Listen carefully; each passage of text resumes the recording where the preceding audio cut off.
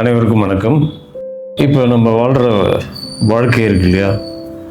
இந்த வாழ்க்கையில் நம்ம இயல்பாக வாழ்கிறோமா, இல்லை நமக்குள் புகுத்தப்பட்ட புகுத்தல்களில் வாழ்க்கையை வாழ்கிறோமான்றத நம்ம கொஞ்சம் சீர்தூக்கி பார்த்தோம்னா புரியும். ஏன்னா இயல்பாக வாழ்க்கையை வாழாததுனால இயல்புலேருந்து ரொம்ப விலகி வந்துட்டோம்.